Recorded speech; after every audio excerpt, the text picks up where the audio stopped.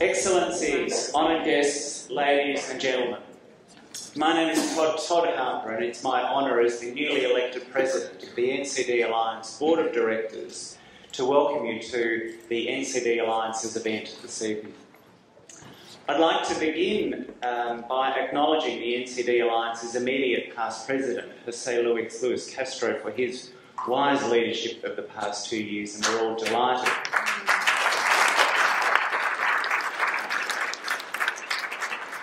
And we're all delighted that he will be continuing on our board for the next 2 years. Universal health coverage is the single most powerful initiative that public health can offer our global communities. Universal health coverage is vital to achieving sustainable human development. Tonight's event, Rethinking Global Health, a prerequisite for achieving universal health coverage, will explore how UHC can help ensure that all people everywhere have access to quality and affordable health services they need without incurring financial hardship. In order for UHC to be successful, it must span the continuum of care, health promotion and disease prevention, screening and diagnosis, treatment and care, palliative care and rehabilitation. The progressive realisation of UHC necessitates integration of NCD prevention and control in UHC design and implementation, ensuring that people who are most affected are engaged throughout the process. Tonight, we come together at an important time, just 4 months ahead of the first United Nations high-level meeting on UHC. Tonight we will hear from experts in 2 panels how we can integrate NCDs into the UHC agenda, how to better address the growing burden of multi-morbidities, and how different stakeholders in global health can better work together to develop comprehensive care that meets the needs of people. Thank you for attending this evening. And now please join me in welcoming the moderator of Panel 1, Katie Dane, the CEO of the NCD Alliance, to get things started. Thank you very much.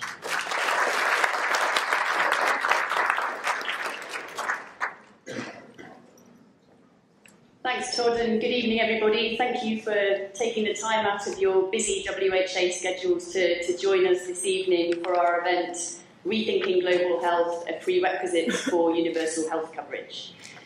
Before we get into the content this evening, I just wanted to briefly acknowledge an important global milestone.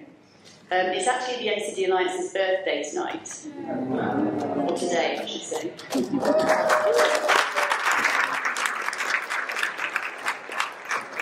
So 10 years ago today, actually in this very room at the World Health Assembly at the Intercontinental, the NCD Alliance was born. I wanted to use this opportunity to really acknowledge the leaders and the visionaries that set up the NCD Alliance back then. It was not an easy task, and particularly Anne Keeling, Sir George Elaine, Kerry Adams, Jose, and many others who were there at the time in 2009. But also thank all of you for having played an important role in some way or other in our progress over the last 10 years.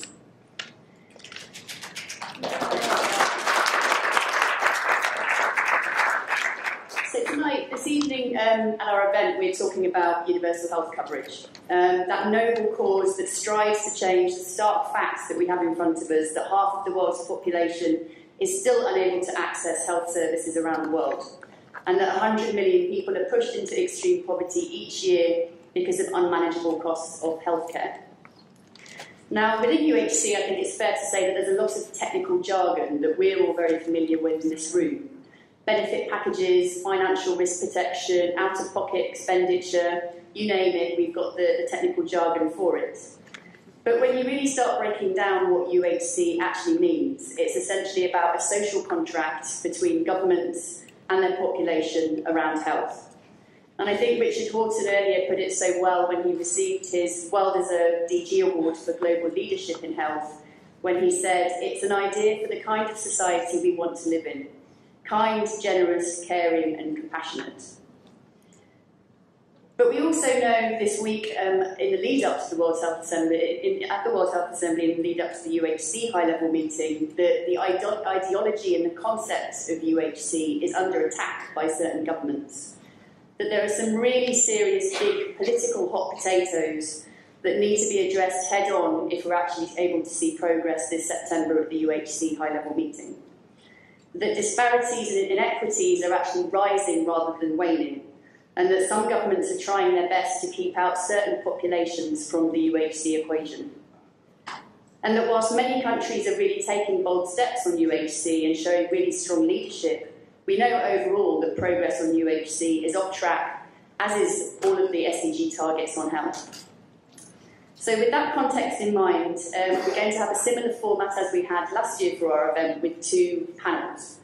The first panel will really focus on the particular challenges and implications of the NCD burden for UHC.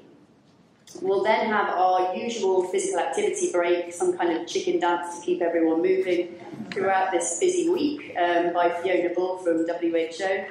And then we'll move into our second panel, which is really looking at the broader agenda. It's looking at what are the implications of UHC for the global health community more broadly. How can we move from this kind of rhetoric of my disease too within UHC to being much more holistic and transformational in what we actually do at the country level? And we're really pleased to have Lois Pace from the Global Health Council to be moderating that second panel. Before I bring the first panellists on stage, I also just want to highlight that, as always with our NCD Alliance events, we're wanting to keep this interactive, fairly informal. We're not allowing any long scripts and speeches from our speakers, as always, and we really want to hear from you. So questions from the audience will be a staple of both of our panels.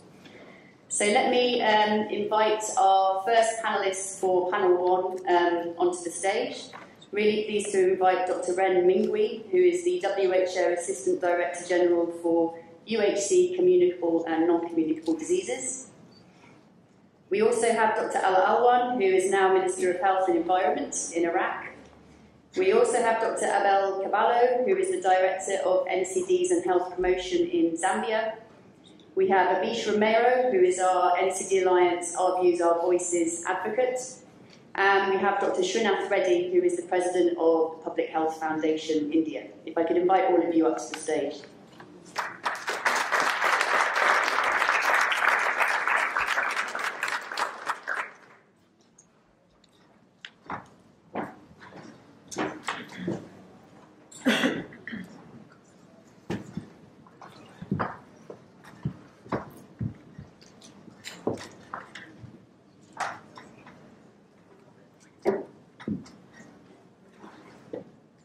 Great. So, if I may, let me start with you, Ren. It's fair to say that your boss, Dr. Tedros, is quite the UHC advocate. His favourite mantra, all roads lead to UHC, is really kind of echoing around this whole World Health Assembly this week. And obviously, WHO's general programme of work is really focused on UHC as a major priority. And you could say that obviously UHC has also played a role in the transformation structurally within WHO. So could you give a little bit of your perspectives on what promise you see UHC having for people affected by NCDs and mental health around the world, and what you see being the particular implications of this global emergency of non-communicable diseases? Thank you, Pete.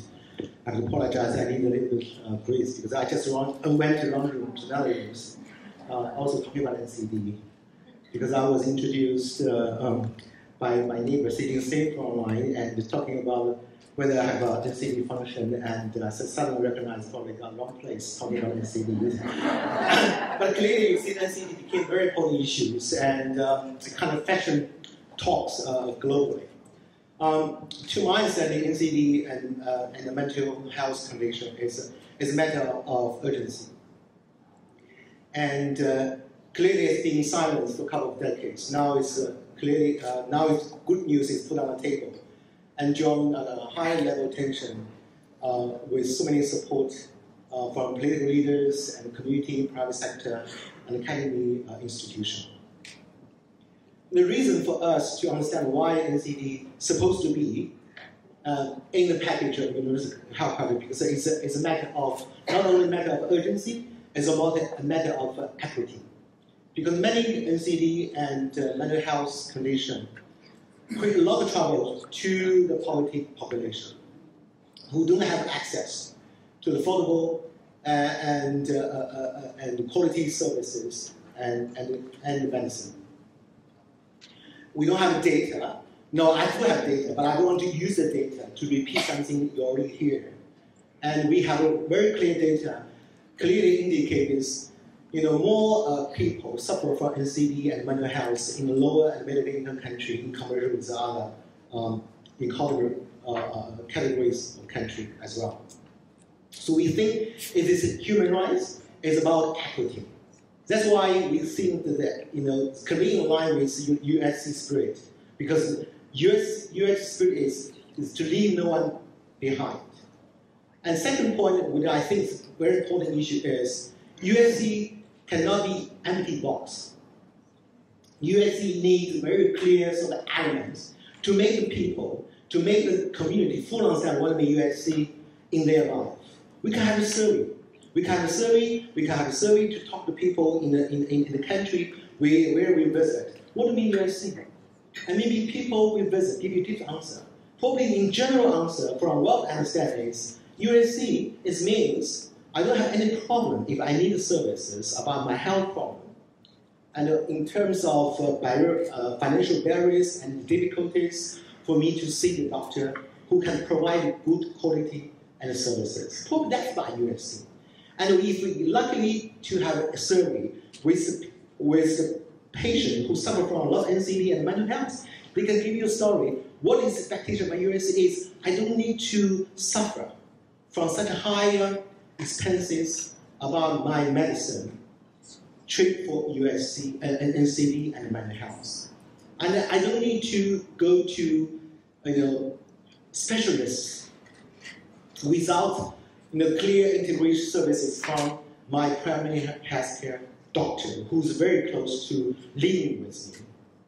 And I don't need to worry about whether I've been infected, either as tuberculosis, AIDS, or malaria, or NCD and mental health issues, because the one doctors and one spot of medical services can provide with me comprehensive primary care services, can give me understanding. I don't need to go to another doctor because I was diagnosed with tuberculosis. I don't need to go to another doctor because probably I'm being diagnosed as tuberculosis and malaria and other communicable diseases. Probably that's the reason we need to see how that NCD and mental health condition can be embodied and packaged together with UHC services and delivered through the primary health care systems. And we really fully understand at UHC, especially the coming high-level meeting in September, can regenerate another political interest and commitment on health. But the UHC, as I said, cannot be an empty box. Let's look at the current burden of diseases. Now more and more people suffer from non-communicable diseases and mental health condition. Even that the people coming from African countries. So that's why we have to package clearly what that means, UHC, to combine together with NCD, mental health condition, with other very important killers in the community disease platform as well. Great, thanks. So the urgency around integrated care and linking communicable and non-communicable diseases together. Let me come to you, Ala. You were actually here 10 years ago at our launch event in this very room. At that point, you were the ADG for NCDs at WHO. Since then, you've been the regional director for EMRO, and now you're the Minister of Health and Environment in Iraq. You've obviously seen 3 high-level meetings on NCDs. The global architecture is now in place. The clock is ticking towards the end goal of the Sustainable Development Goals. But where do you see us being in terms of the NCD response? Are we winning or are we failing? Well, thank you very much, Katie, and it's really a great pleasure to be here. It's been 10 years, a huge journey. I started actually as ADG Noncommunicable Disease in 2008, so we started immediately trying to see if we could take the NCD agenda higher than WHO. And then we went into the high-level meeting in 2011, and then this was followed by, so we actually were involved in designing the NCD strategy. It got endorsed in 2008, September 2011, sorry. And then a year later, I went to EMRO as the regional director, and we started implementing, what was included in terms of recommendations in the political declaration that was endorsed by member states, and there were 34 heads of states endorsing this agenda. And then after 5 years, I had to move out of WHO, and I went back to academia. I was at the University of Washington. And at that stage, we were working very closely with the disease control priority team to focus on the kind of essential interventions that have to be included in a universal health coverage package of interventions. And this took about maybe a year or 2 years, and the package, the UHC package of interventions was endorsed and launched with Dr. Tedros in December 2007. I have then moved into the Ministry of Health, so I'm implementing this at the country level. So this morning, anticipating this meeting, I thought, what are the lessons learned? Where are we now? We had a beautiful agenda, made sense, clear vision in 2011, and then we started implementing it within WHO and then at the country level. So I actually made I tried to draft some points. What have we learned? What are the lessons learned? And where are we now? And what is the way forward? And to start with one issue, and this is because people immediately ask me, moving suddenly from WHO and also work on NCDs into the universal health coverage area of work. And it actually meant to me that we're dealing with two issues that are mutually enforcing. One issue is to achieve a UHC. And the first question you ask is, what does UHC mean? And how do we move forward? So when you advise a country, when we were a regional office in WHO, how do we achieve UHC? And then you go to the three key dimensions of UHC. One is extending population coverage. The second is basically focusing on the services. And the third is financial risk protection. So extending coverage, what does that mean in terms of NCDs? We know that half of the world population have not achieved UHC, at least half. And NCDs is a big component of this gap. In terms of services, we know that countries that have managed to have some sort of a package of services have not included NCDs, particularly low and middle-income countries. And actually, based on our experience, we saw, if we looked at the best buys endorsed in 2011, we saw that a number of high-income countries have not included these interventions in their packages. And then the third thing is financial risk protection. And here we see that we have so many countries with very high out-of-pocket expenditure, catastrophic expenditure. And then the main cause, or one of the most important causes of this, is actually NCDs, mainly cardiovascular diseases and cancer. So the point that I'm trying to make is that you cannot achieve UHC without addressing NCDs. And you cannot do that without having a publicly financed benefit package that includes NCD. So the second point I want to make in this is that we have 17 million dying every year before the age of 70. You have 9 million people dying every year before the age of 60 years because of NCDs. And this means loss of productivity. It actually means disability. It means premature death when people are still very active, which actually means that NCDs is a major threat to socio-economic development. And what we're trying to do is to provide a recipe for NCDs as a health issue. It isn't a health issue. It's not just a health issue. So then the second point that we're realizing increasingly is that unless you actually engage the whole government and all sectors, you will not be able to make a good job in terms of non-communicable diseases.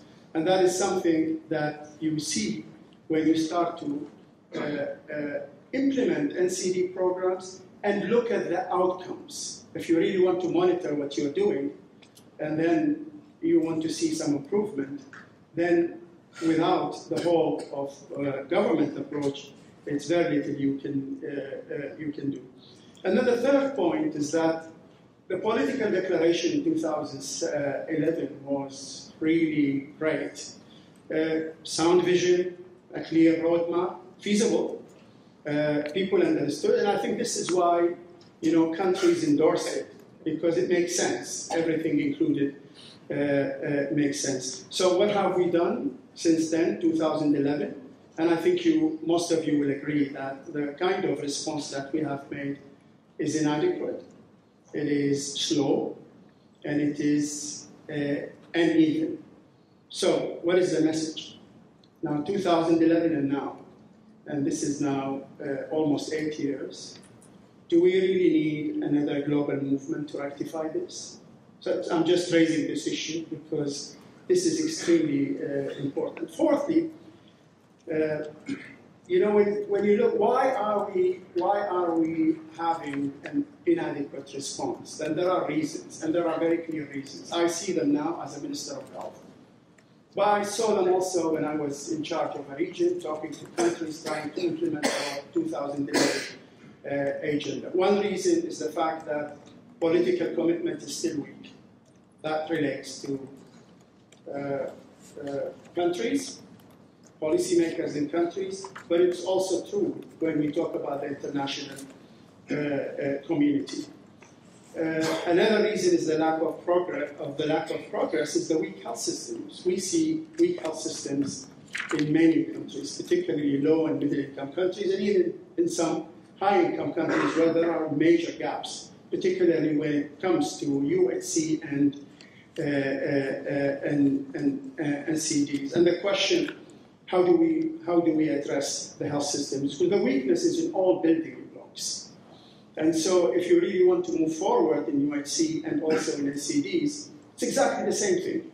You need to start addressing your weaknesses in the health workforce, weaknesses in access to medicines and technology, where I am working now, which is a huge challenge to try and make sure that you have a well-prepared health workforce and you have access to key medicines and technology. And then the financing of NCDs. I want to make this point because I think it's very important that in my country now, and this is a middle-income country, we have a budget that is not enough for us to achieve the UHC. So the definition of UHC varies from one country to another. What you include in the package is key. And so our people expect everything. They want everything. And so you have to be absolutely careful in what you include there.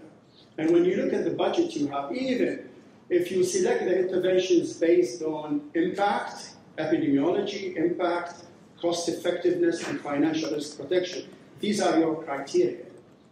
And looking at NCDs, then you have a major problem in terms of developing a package that everyone is happy with. So this is one of the key challenges that we actually saw. And one more thing that is we are still struggling with since 2011, and this is related to the commercial determinants of health. The opposing response from the corporate sector. We've made some improvements, we've made some achievements, but the main issues are still there. And this is one of the impediments to work. So I think, let me think about what the way forward, because there are many impediments that we're trying to deal with. But what we need to do is really become much more serious in providing guidance on the tools and what it takes to accelerate progress to both NCDs and UHC.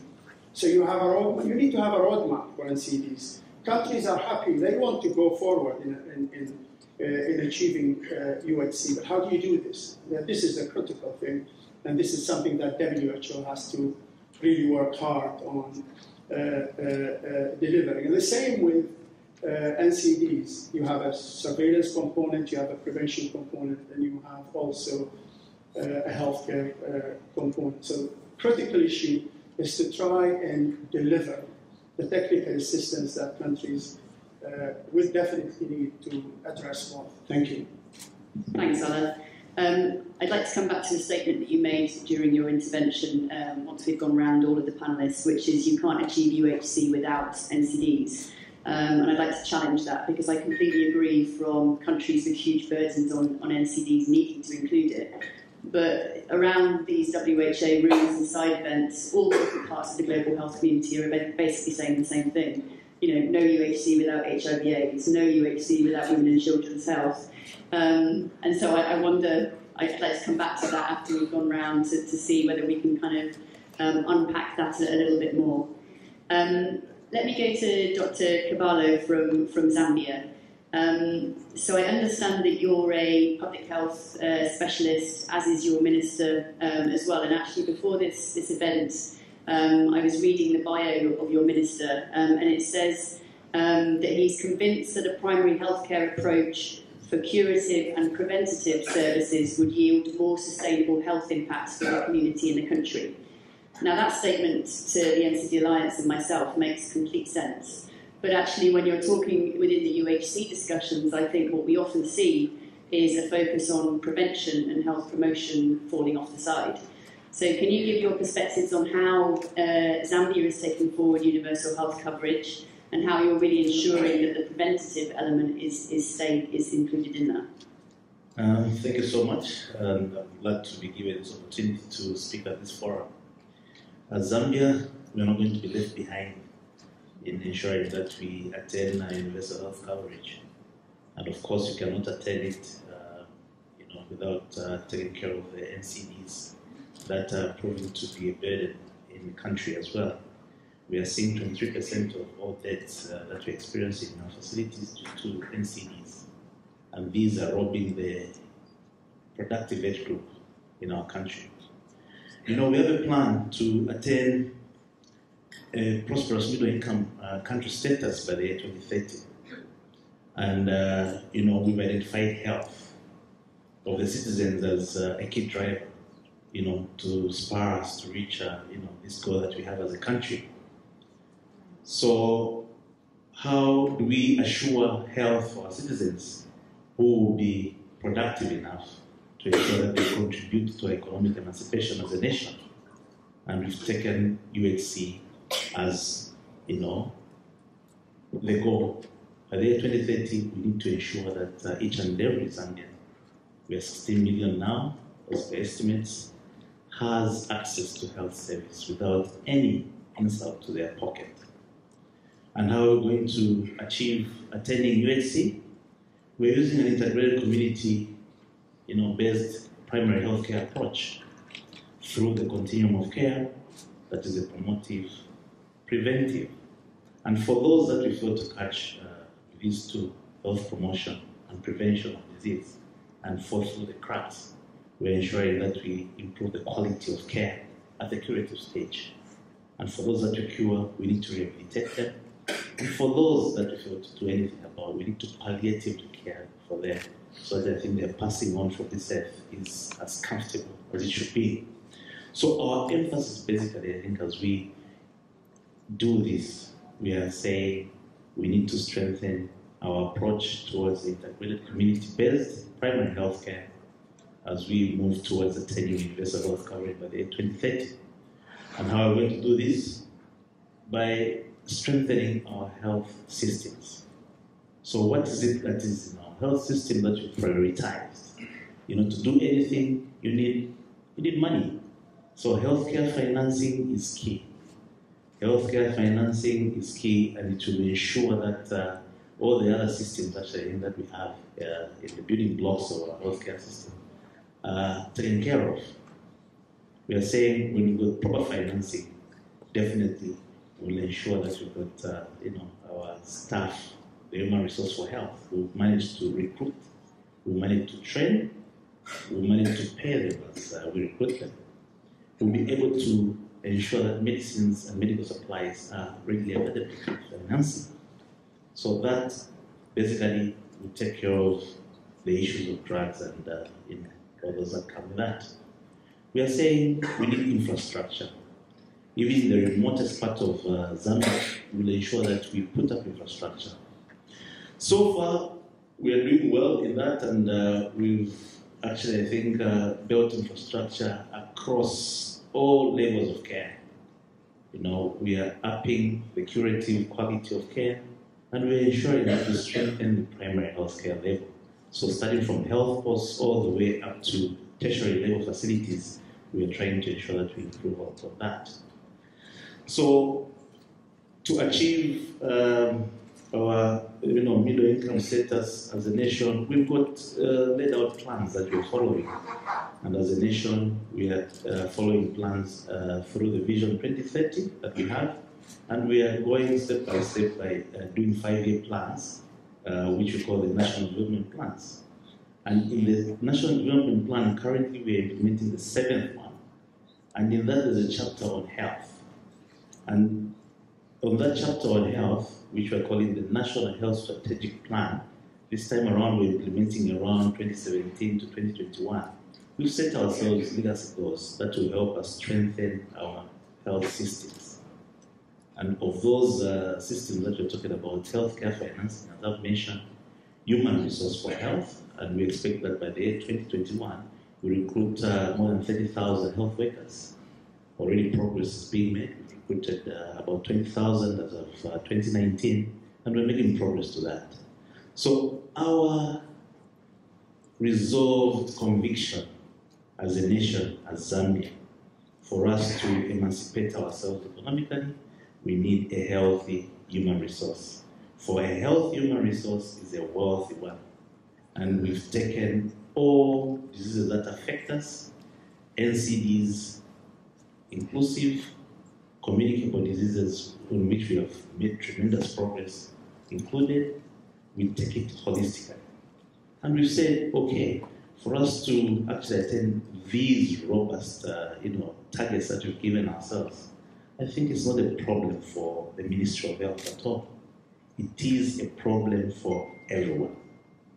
And it has to start from an individual, So as a nation, to just ensure that we bring everyone on board, we are using the whole society, whole government approach to this.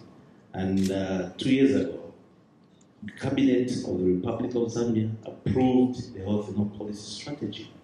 And as of last year, we actually inaugurated and commissioned the Health Policy Implementation Framework. And it calls and summons everyone to put our efforts together to see to it that each and every Zambian receives the best. They have the best of their health.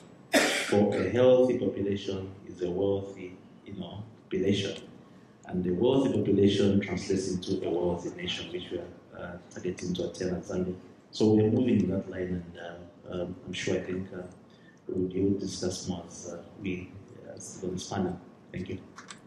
Great, thank you. Remarkable progress and a great approach to prevention at the centre. Abish, let me turn to you now. We've heard it from the policymakers, but we know that UHC is really about people. And as we've highlighted as one of the NCD Alliance's 5 priorities for the UHC high-level meeting, it really requires a fundamental transformation of health systems to become people-centred, engaging communities, people affected in every element of UHC design, delivery, monitoring and implementation. So could you share with us a little bit about your personal experience of navigating the health system in Mexico from the perspective of a person living with NCDs, and what to you does the concept of a person-centred health system really mean? Thank you, Kate. If you will allow me, I would like to start asking the audience if we can raise our hand if you have been affected by an NCD or someone close to you. Please raise your hand. Thank you. So when we are speaking about the people affected by NCDs, we are part of that people. So it is not something far from us. So what I would like to say today is that this is an emergency. We need to act, as the doctor was saying. The progress is slow. So how can we actually make this movement faster and effective? So from my perspective, the meaningful involvement of people living with NCDs, being sitting at these expert tables, but also being sitting where at the same table where the decisions are made, it is a key component to accelerate progress. Let me tell you about me a little bit. Back in 2011, I was diagnosed with breast cancer. I was 24, and I was in completely shock, of course. I wasn't expecting this, but I found that the Mexican health system underwent through this huge health reform back in 2004. And because of that health reform, I had access to treatment. So I could achieve the goals that I thought I could achieve in my life. And then last year, I was diagnosed with depression. Again, I wasn't expecting this, but this time, the health system is not prepared. So all of my expenses are out-of-pocket expenses. So I need to go to the psychologist, I need to go to the psychiatrist, I need to take antidepressants, and all of that is covered by myself. I'm 32 years old right now. And just, I want to tell you that this is, you already know, but maybe you haven't been in a room when you need to get your chemotherapy. Maybe you haven't been waiting 8 hours to get your doctor's appointment, and then you need to travel back to your house after having chemotherapy, 2 hours to your house, feeling sick and dizzy. So today I really want to tell you that the meaningful involvement of people living with NCDs will accelerate the progress we have made already. Thank you.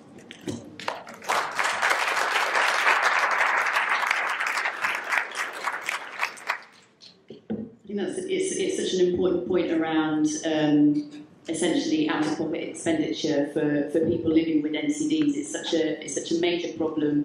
NCDs is such a driver of OOPs around the world, and it's such a fundamental part of universal health coverage, financial risk protection. Srinath, could we pick up on that point with you? We obviously know that more often than not, people living with NCDs are shouldering the cost of their care, as Abish just highlighted.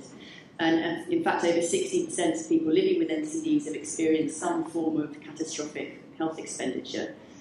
Given your global position and the many governments that you've been advising over the years, how are you seeing governments really effectively address the challenges of OOPs for NCDs via financing reforms? Well, firstly, I think many of the countries have not fully woken up to the fact that NCDs need to be fully integrated into the universal health coverage program. and not in a token piecemeal manner, but in a much more comprehensive manner. And we recognize that hospitalized care is an important contributor to catastrophic health expenditure. And sometimes, on the grounds of equity, governments do allocate some funds for government-subsidized social insurance programs which take care of some of the hospitalization costs. But the reality is that much of the out-of-pocket expenditure comes from outpatient care, medication, particularly when chronic care is involved over a long period. And that's debilitating. Unless a universal health coverage program also incorporates adequately outpatient care, drugs and diagnostics, and especially primary care for continuity of care, we will find people will continue to suffer financial hardship. And that is where I believe the governments would now have to really build in the architecture of an appropriate universal health coverage program which incorporates all of these elements in an appropriate manner.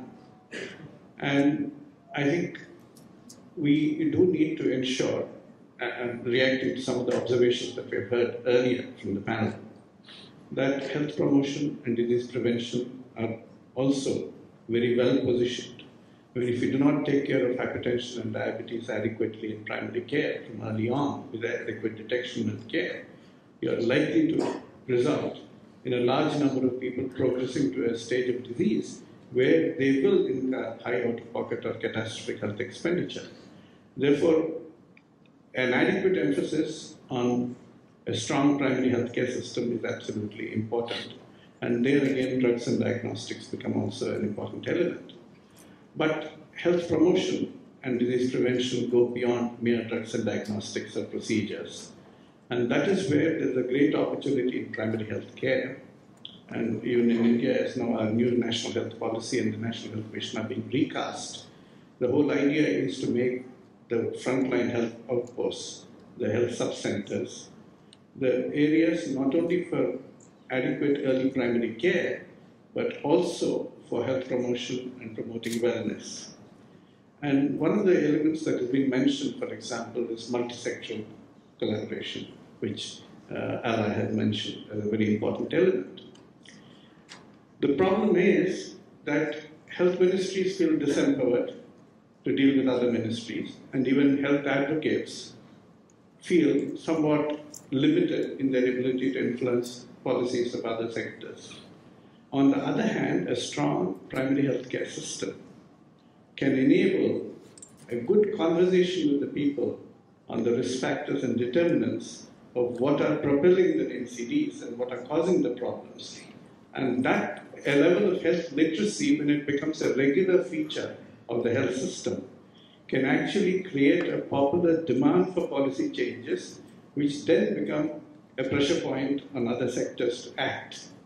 And therefore, we should not see universal health coverage and primary health care as only healthcare delivery systems, but also as systems which can actively promote health and well-being, but also enable people with the information which will make them catalysts for multisectoral programs as well. I mean, for example, if you're talking about air pollution, you're talking about exercise-friendly community spaces, you're even talking about public acceptance of the need for increased tobacco and sugar taxes. It is that conviction among the people that these changes are needed that's going to propel the change. So I think UHC is actually repositioning people from being patients to partners in care to pace setters for transforming health in the society.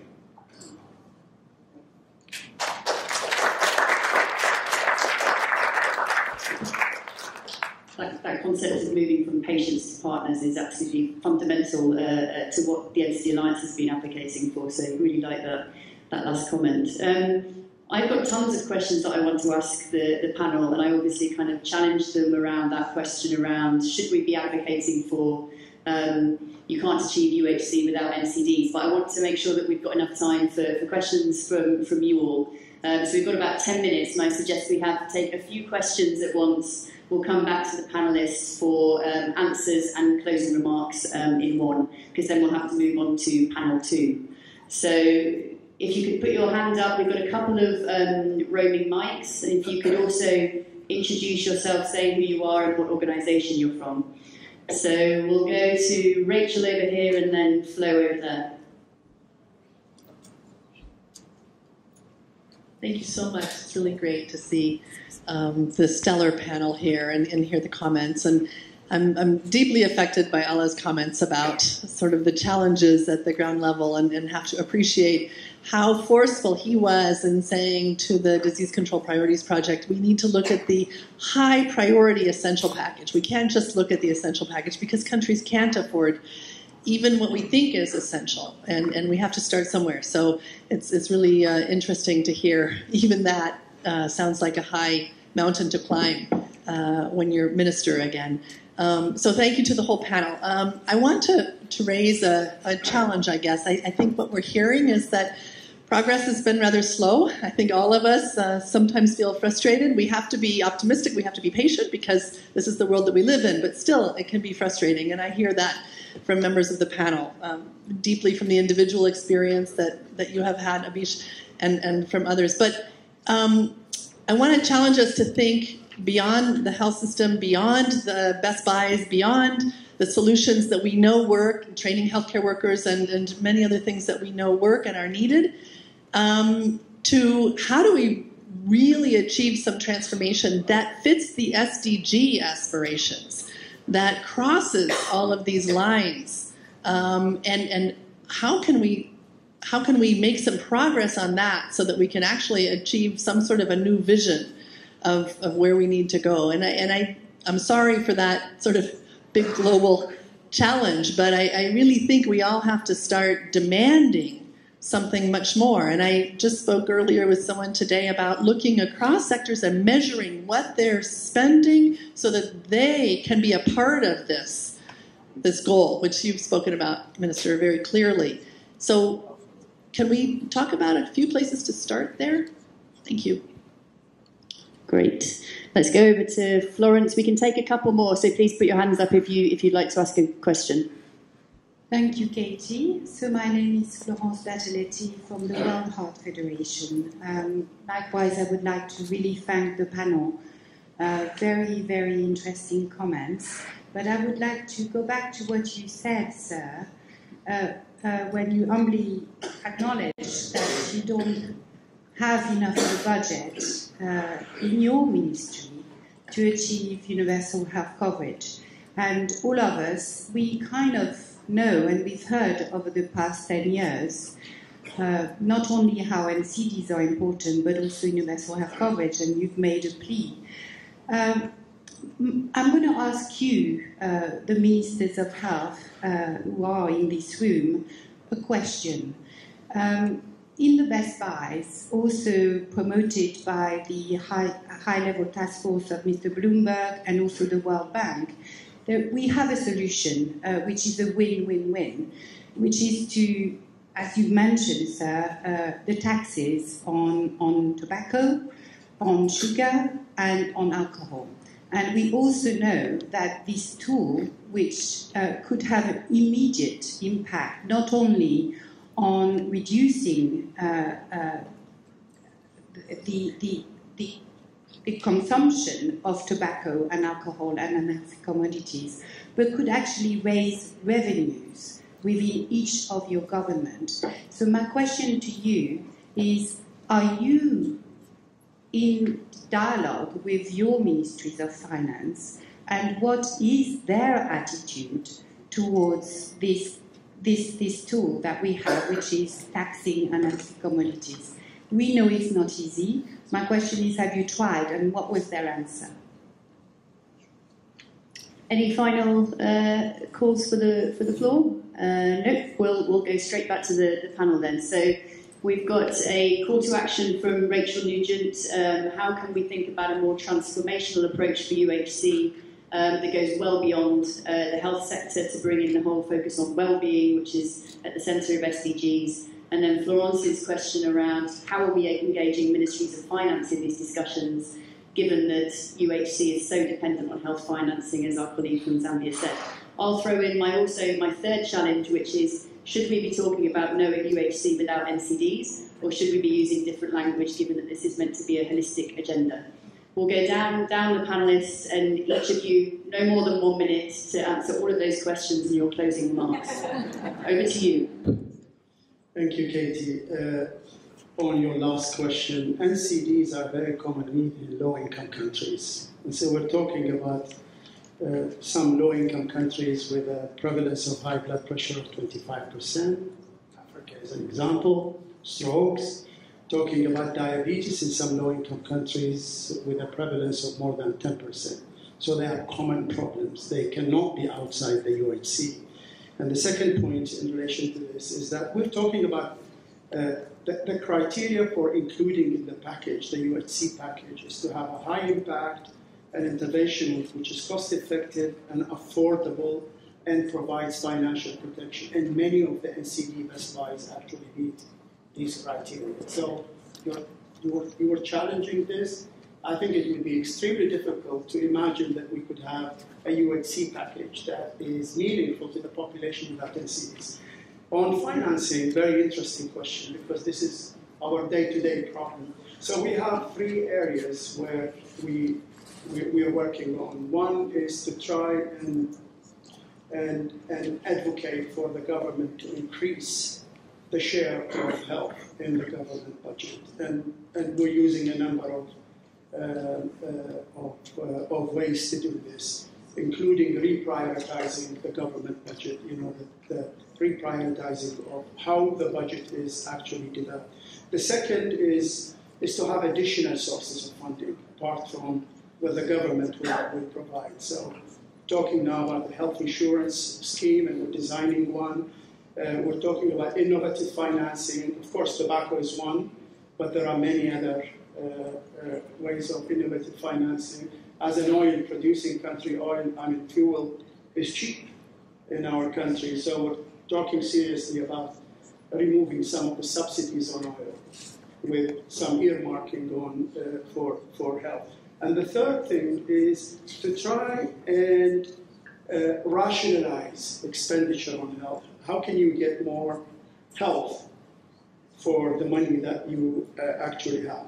And this is a big problem, and there is a huge potential. You know, you see huge amounts of resources being spent on advanced cancers, for example, irrational use of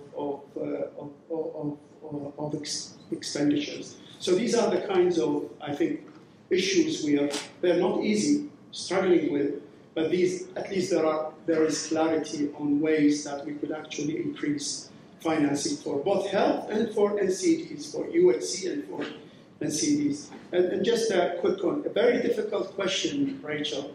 This is the question we are all struggling with. When we were in WHO, we developed some sort of an evidence-based review. How do we do this? How do we get other sectors? How do we get the whole government to work on NCDs? And we produced 10 steps based on country examples and country experiences, and they were included in the global status report on NCDs that WHO provided. But based on my recent experience, there's a great deal of pressure put on the government because of health, because of gaps in health, in particular in my country, where we used to have excellent health indicators and now going down because of conflicts, wars, and also because oil prices are going down. And so we have a number of examples where the government is being now forced to reconsider what they are actually doing on health. Should I? Well, let me just answer the question again, amplify what Ala said about SDGs, and which Rachel raised. I think there is enough of cross-connectivity between NCDs and many other SDGs, and this point has been made very clearly. But in the context of UHC, if you do not take care of NCDs adequately across the life course, you're going to see a cascade of detrimental effects on the family's finances, nutrition, education of children, and all of these are going to be causing harm to other SDGs. But in a similar fashion, reforms in agriculture and food systems need to provide for nutrition security and health. Therefore, these are all interdependent, and we need to stress this interdependency as we move along.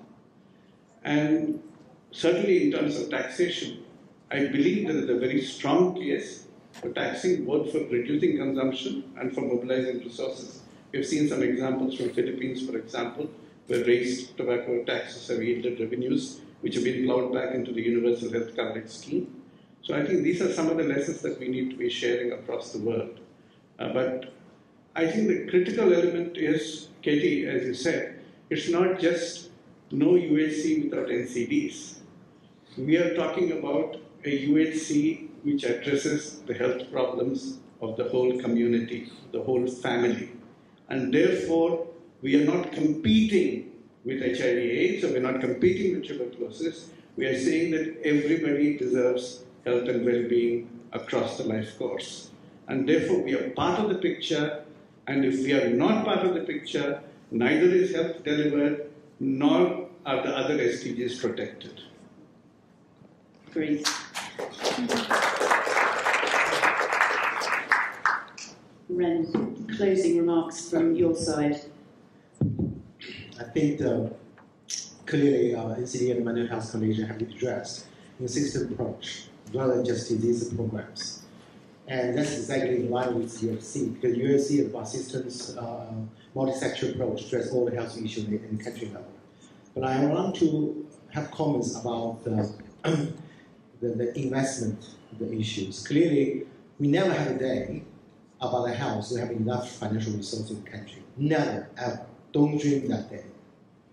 But the question is how exactly we can make sure that all investment to NCD and the Mental Health Foundation is reasonable and cost effective. I just met one minister in the corridor of Palais. I introduced myself, hi, Minister, I'm the new ADG for communicable non-communicable disease. And the minister responded very positive. Thank you very much, good to see you. And good news for you, I just made a decision I'm going to invest in a new hospital for cardiovascular disease in my capital city, which spent more than $1 million a year. Does it make sense for NCD and the mental health? Can we use similar money investment for other more cost-effective intervention for NCD and mental health?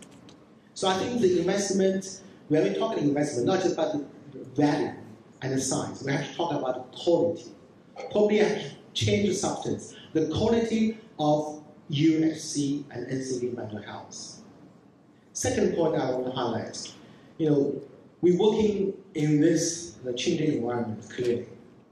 And many issues have to be addressed by non-health sector. Probably, especially for the Minister of Health, I fully respect it because I work in the country level. I understand most of mental health is strong sort of leader and expertise in technical areas. But probably we need to help the minister to make sure they can have very good negotiation skill to talk to Minister of Finance and the Prime Minister. What that means NCD mental health is relevant to the economic growth in that country. Because the economic growth and the productivity is a key interest for all the political leaders. We can't change this dimension, to be honest. But the only issue, we can change our way of communication with the state leaders about our all health issue and UHC, how that means to their concern about the poverty relief, about the economic growth, about the job opportunity. Thank you. Dr. Cavallo, your closing remarks. Thank you so much for the opportunity. And I would like to recognize my ministers in the House. Welcome, sir. So, as I mentioned, our goal as a nation is that of attaining prosperous middle-income country by the year 2030, and we're going to do this by attaining universal health coverage through the continuum of care. And I think I mentioned that healthcare financing is key for us to achieve this. As a nation, currently, we have some form of health insurance at about 4%. So innovatively and with good leadership, with political will, fortunately we have enacted the law on national health insurance. This is a social health insurance scheme that will ensure that resources are pooled to be put into the sector and ensure that the resources that we require in attaining some of the goals that we've set for ourselves actually are available. We are also moving toward ensuring that we bring in laws that will, of course, bring in taxes, raise taxes on tobacco, raise taxes on alcohol, and I'm glad to mention that on alcohol itself, there is a policy that was passed last year, and we are actually in the implementation stage of that policy. So we have seen that with the good political will, His Excellency the President leading from the front line, we have seen some progress towards that. So this requires the involvement of everyone. So as we march towards universal health coverage, it is everyone's responsibility. There's still things that we need to do that do not actually require that much of an investment. Walking from here to the Palais, for example, will add more years to you, isn't it?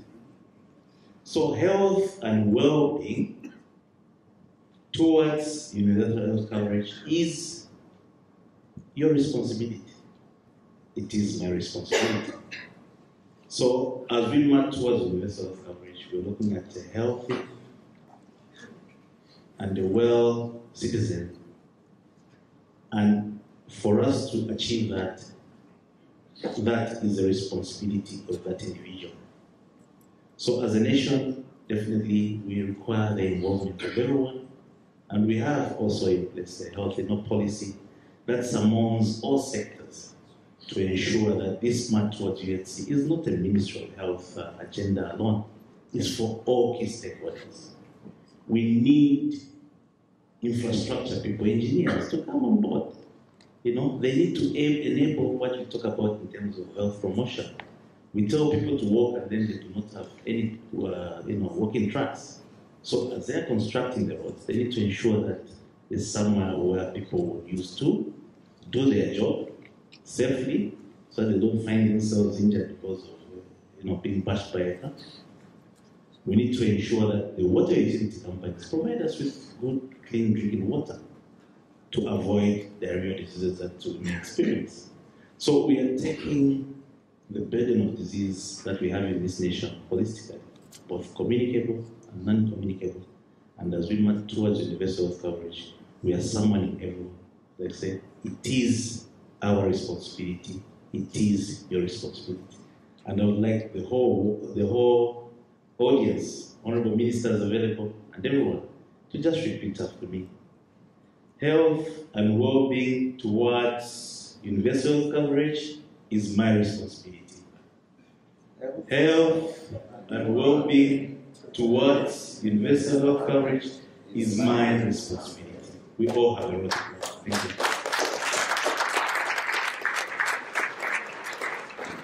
Fabish, I give you the last word. Thank you. Give us our call to action. That's right. I basically want to say that in order to have more ideas and new ways to find the answers that we are looking for, we need to ask other people, not the same as we are tonight at this room. Because if we keep asking the same people, we are going to have the same answers. So that's why it's important to have people living with NCDs sitting at these tables. And please let me tell you that disagreements are more than welcome in order to move this conversation forward. Thank you.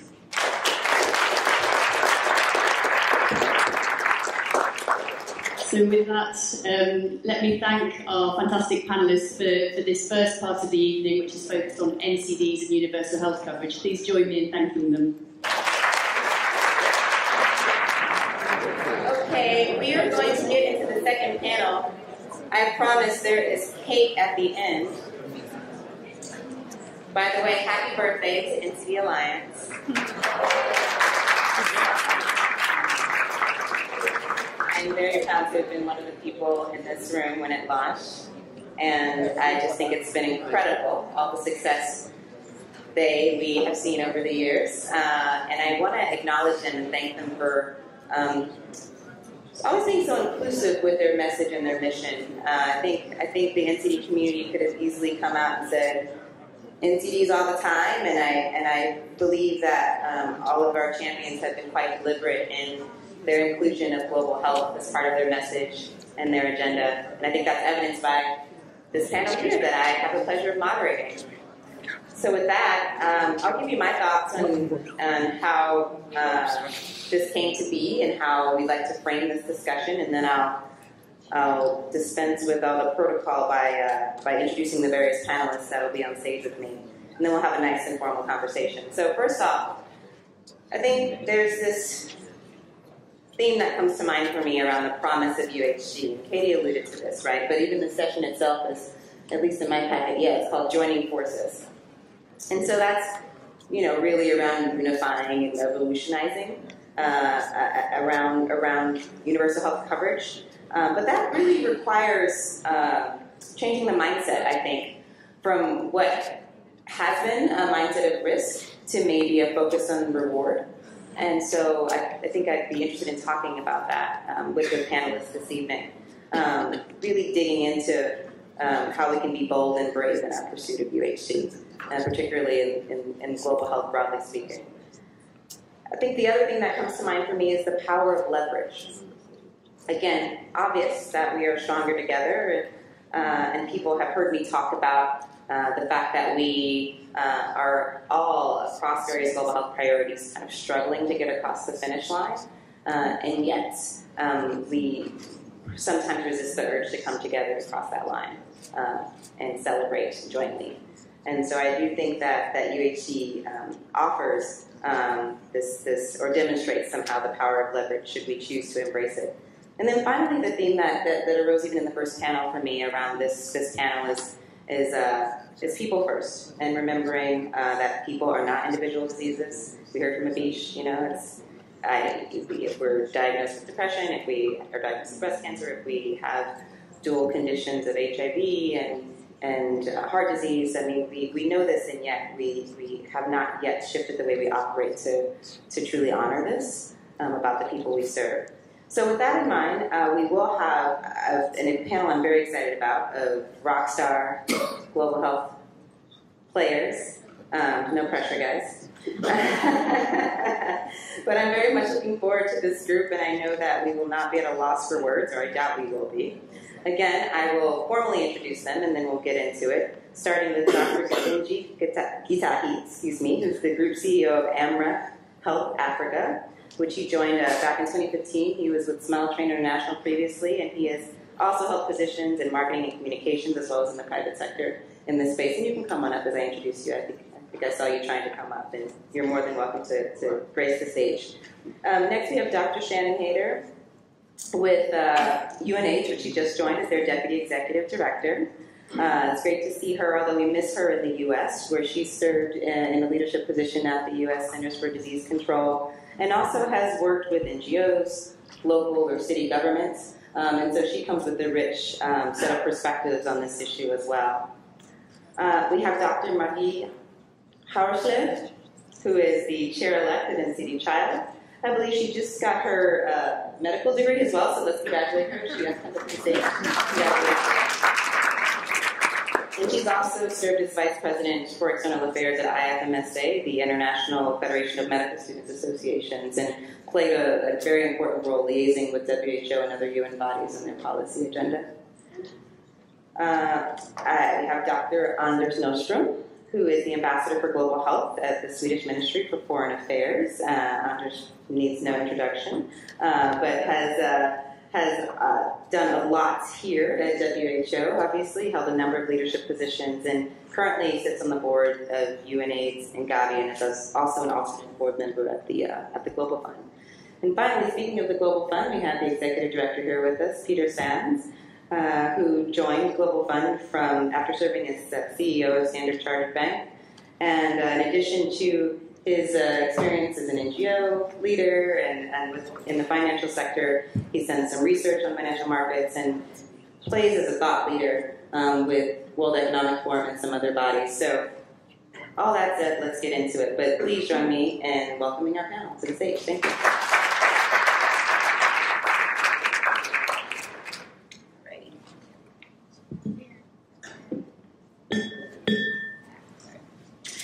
Okay, excellent. So I think what I want to do is, this particular conversation, as I try to introduce it, is I think sort of related to how we can color outside of the lines, if you will. So global health historically, or at least in the past decade or two, has been fairly siloed. And I think there's been a challenge put out in front of us around UHC to think beyond those particular silos. And so I'll be asking you all to keep that in mind as you make remarks. But I'll allow you to make some introductory remarks based on an initial question that I have, which is, what are your hopes and fears for UHC? Wearing your hat wherever you sit. Because I think that one of the things we recognize is a challenge to us truly achieving that or accomplishing that is this sense of this tension around hopes and fears. And I'm hoping that you can, just say a little bit about it. A minute or two is fine, especially given the hour. I'm sure we're all tired from the day. You can give people the trailer and not the movie, I like to say. And we'll get into more of that later. But what's your gut reaction to UHC given where you sit? And I'll start down there. Me? Yeah, that's you, Peter. Right. Okay. First thing I'd say is NCD meetings are more fun than an infectious disease meeting. We don't get to dance. What do I like about UHC? Hopes. One is the first word of UHC, universal. I think it's absolutely critical that it is truly universal, that we leave no one behind, and that means we have to tackle some human rights-related barriers to health, some gender inequalities, a whole bunch of issues like financial affordability. The universal bit of UHC. Got to be, people have talked about more patient-centered, holistic, greater agency to the patient, as somebody said, the partner. Oddly, dare I say it, UHC needs to be less medical, with greater focus on the social and environmental determinants of health, greater focus on prevention. Obviously, we've got to be more about systems, but not just systems in a technocratic sense, systems in the way that communities are engaged and involved. Definitely more sustainable from a financial perspective. And this is where I have a slight concern about UHC. It also needs to be relentlessly focused on outcomes and on being adaptive, and that it shouldn't be some sort of producer-driven sense of perfection, because most learnings from the rest of society would tell you that if you allow producers to be totally in charge of their destiny and not challenged from outside and by the people who are receiving the services, ultimately they become, in a sense, fat and happy and self-indulgent, and we need that constant sense of challenge. My other big fear, I suppose, around UHC is that it becomes an excuse for not making hard trade-offs, and that there's a big gap between the rhetoric of UHC and the reality, particularly when it comes to money. I see quite a lot of places in the world which are talking about UHC where the amount of money that is actually being devoted by governments to it bears no resemblance to what would be required. Well, I think my hope is that universalism will not be confused with uniformity, and that we will make sure that universalism will start with the last first. So that's the first hope that I have. My fear is that we will not give up our power.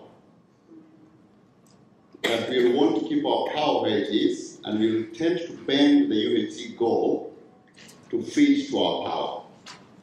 And therefore will not achieve it because we'll bend it backwards until it fits to our power for us to feel comfortable.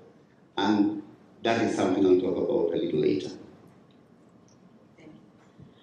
So I think building on some themes, but maybe start just a little bit, why do NCDs matter to UNAIDS, and why should the HIV response matter to NCDs and UHC? Because this really builds into hopes and fears, I think. The HIV response, despite being an epidemic response, despite being an emergency, certainly has built some dynamic, innovative models and platforms for chronic care and chronic disease, with the premise of being driven by the community, nothing about us without us. Our population of people living with HIV is aging and needs UHC and needs NCD care. We can go into that. And we still share some collective struggles. I think one of the places in the HIV response we haven't done so well is reaching men, and reaching men before they're sick. And we need to do that for NCDs for it to have impact. We don't want to wait for heart attacks and strokes to start diagnosing and treating hypertension. So my hope is this wonderful political commitment that is surging for UHC, that we're seeing country to country around the world, will help elevate and help us stretch to reach that next level of health outcomes, of reaching people who haven't been reached yet. My fear is, I think, builds on yours, which is that particularly at country level, we will go to one-size-fits-all kinds of strategies, and a one-size-fits-all that does not pay the right amount of attention or support to key populations or human rights or gender or community involvement, all those things that are not just window dressing. They're not something to do after. They're the things we need to address to really accomplish the rigorous health outcomes that Peter mentioned. But I'm optimistic because SDGs cover those things and include those things. Thanks. So I'm going to talk a bit about children and young people, and I was thinking I would like you all to think about a child that is close to you, someone that means something to you, that you care about, and then we think a little bit about what children really are, and what's special about them is that they haven't seen how difficult life can be, how challenging it can be. They haven't realized that who they're born, the families that they grow up in and the environments that they grow up in, that they actually mean everything to their lives, and that it also counts for health. So when I'm thinking of children, I really want to protect them. I think a lot of us do. I want to create a world where they grow up in a healthy place, a just society, and also a place that's sustainable. And to me, adolescence is the same case, but what we know is that adolescent health has actually been neglected for decades. But they are not young adults. They are rather a unique group that also should be protected. And we know that the environments that they grow up in actually put them at great risk of developing NCDs. And then sometimes children and adolescents, they develop NCDs. And that's really problematic because they often face health systems that do not offer services, or at least offer suboptimal services to them. And these are our future workforce. So we should include youth and adolescent health in UHC as a central pillar. And it's not just a moral or ethical thing to do. I actually think that it's truly a smart and long-term investment. So my hope is that youth can be part of mobilizing that change. And what we're seeing at the moment is that there's a 16-year-old girl from Sweden who's changing policies all over the world at the moment. Her name is Greta Thunberg, and whenever she talks about the climate crisis, the whole world listens. And I think that is where youth can play a role. Sometimes, even though we have all the structures in place, we have a lot of knowledge, we know what needs to be done, we needed a messenger from the future to pass these messages on and to really create that sense of urgency. And I hope that we can be part of that. And Malala is another example. Malala is another example of that kind of change. We need societies that are healthy, where there are systems in place that protect children and adolescents from NCD risk factors, both alcohol and tobacco, but we also need a healthy environment where it's possible to have physical activity, green places, cleaner energy, we need better cities, and we need healthy, affordable, and sustainable foods. So to enable this, we need meaningful youth participation, and I do believe that's a crucial element. I think I've made my point around that. But I do think we can be creative minds that drive new solutions, and sometimes young people are able to reach decision makers in a different way. We're able to message in a different way, we're able to create that sense of urgency. And I hope, that's my hope. My fear is that young people will be neglected, and that the involvement of young people will be token. So yeah, young people, we always have the long-term perspective in mind, because we have hopefully a lot of years left on this planet. And I think that's something that we think is really important. And it's not just an ethical thing to include young people. It's also something where maybe we can create this change that we're all looking so much for. So thank you. Thank you, Marie.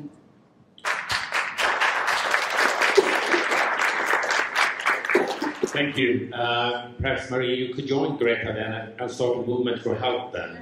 A little bit in line with what we heard from Richard Horton this morning talking about planetary health. We need climate and health people and forces to join hands. So we need more people also advocating not just for the climate, but also for people's health. People's health and the planet's health. So please, do that. The opportunity I see right now with UHC is that this is about rights. I mean, we're speaking about people's equal right to good quality health service, regardless of ability to pay. And that we have a political momentum around this. I mean, politicians are speaking about this, they are committing to this, which I think is extremely good, because this is a rights issue. My fear is that this is not easy, and especially not when it comes to the finance part. I mean, I'm coming from a country where we're lucky, we have had UHC for many years. I pay a lot because I earn a lot. People that earn less pay less. We have a tax system that is basically paid for all our healthcare in Sweden. But countries that have a dual system, and that is what you have in most countries today. You have a private sector, private insurances for those who can afford, and then you have public services for those who have less resources. And then to move into a system where you pool the financial resources, and then you ensure that everybody has equal access to the same good quality service, that's not easy. That's a political sort of very difficult challenge. But I'm very encouraged to see that there are many politicians that are subscribing to this now, but the question is whether people really understand what is the consequences of this. It's not about creating some new insurances. This is about redistributing both access to service, but also the burden of actually paying. So that's my first fear. My second fear is that we see, and people have been addressing or talking about that, Peter, you did that UHC is seen as an end goal, and it's not. UHC is a means to achieve outcomes. And let's remember that SDG 3 is ensuring that people can live long and healthy lives. It's about ensuring that people do not only survive, but are able to stay healthy. And UHC is one means to do that, but it's not the only means. And my fear is that we are focusing all our attention on the UHC, which is important. But we should also remember, and I really like, we are now at the WHO meeting, the WHO GPW has got 3 pillars. We speak about UHC, we speak a lot about the global health security agenda, Ebola outbreaks and other things, but are we speaking about the healthy population part? And do we understand what that de facto means? And that needs to be complementary to what we do in terms of UHC. UHC we have an agenda for, healthy populations, we're still not there. We can come back to that. But that's my fear, that we see UHC as an end, but it's not. It's a means, it's an important means, but we need to get it right so that we get also more efficient health services available to people. Again, this very difficult challenge in terms of that, sharing the burden of paying for it. Thank you. Thank you. Thank you, each of you, for sharing such powerful hopes and fears around UHC. Katinji, I want to come back to you because you said something. You said you used the term power in your remarks, and I'd like to dig into that a little bit with you. And you piqued my curiosity because I think there's sort of this promise of UHC versus the progress of UHC. And specifically, I think in the conversations that I've had in my role, you know, I hear a lot from donors, especially my government. I hear from advocates who express some anxiety around UHC, and you know, I wonder how much of that is related to this power dynamic of which you speak. So please tell us more about, you know, how you see power playing out in folks' motivations for UHC and our success. Let me start with the money, because money is probably one of the biggest indicators or uses of weapons of power. And I was doing some quick calculations when the Ministry of Zambia was speaking here, and I looked at Zambia's GDP, and I said, if Zambia was to actually collect tax to the level of an OECD country, and collect tax at a tax to GDP ratio that is similar to the OECD countries, and then take that and allocate 15% of a budget declaration, as we have asked them to do, they will still have only $40 per capita. Only $40 per capita on health. If you do the same with any other country in Africa, in Asia, you'll find around the same 40, 60, 80. So even as we say that actually when we look at UHC, real accelerated change happens when you reach maybe $200 per capita. Most of the countries we are asking to allocate more to health and to improve their tax efficiency, even if they did both, they will still end up at 40, 50, 60. Which brings me to the question of, maybe if I think about George Orwell's Animal Farm,